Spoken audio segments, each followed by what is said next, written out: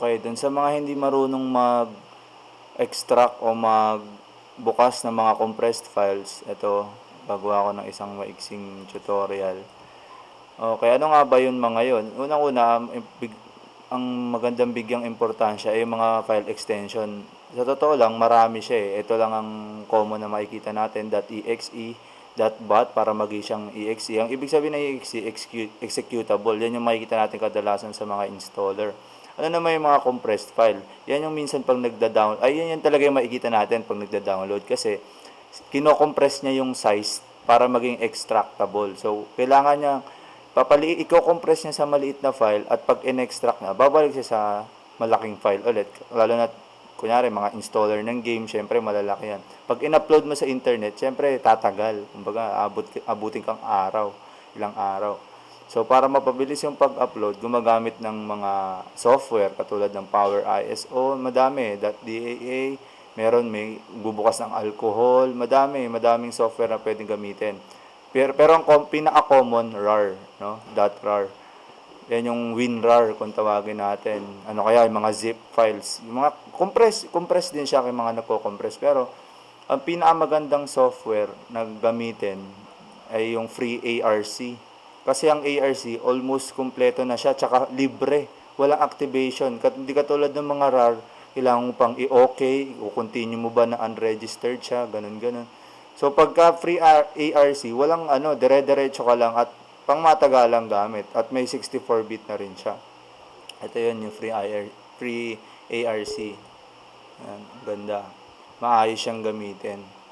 Yung mga extractable na, mabilis niyang, So, nakita ko yung ito yung icon niya. Ganito yung icon niya. Pag mga naka-zip or RAR files, nakakabasa siya. So, kung saan ida-download, ito, no? Ilalagay ko ulit yung link doon sa description. Yan, ganyan ang paggamit niyan. So, parang pag nakita kayo ng ibang file, basta tignan nyo muna yung .iso. Ano ba to? Kunyari, nag-download tayo ng ganito, no? O, nakalagay dito sa file type, makikita mo yung file type, eh. Pag VLC, media file yan, is either tugtog, multimedia file yan, or video. Pag RAR, pwede rin naman gumamit ng RAR kaso medyo na awkward din ako dun sa sa RAR. So, ganda gamitin tong free ARC.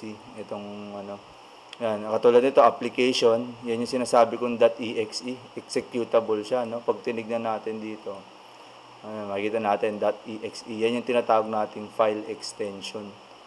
So, yun, no? Ito, yung mga ganito, mga extractable. So, pag click ko, gamit ko yung yung free ARC, makikita natin na pwede mo siyang i-extract. Katulad nga, ito, nag-download ako ng DLL files. Ito, kasi kailangan ko, minsan nagkukulang sabay 64. Extract lang. Click mo, select all. Parang WinRAR din siya.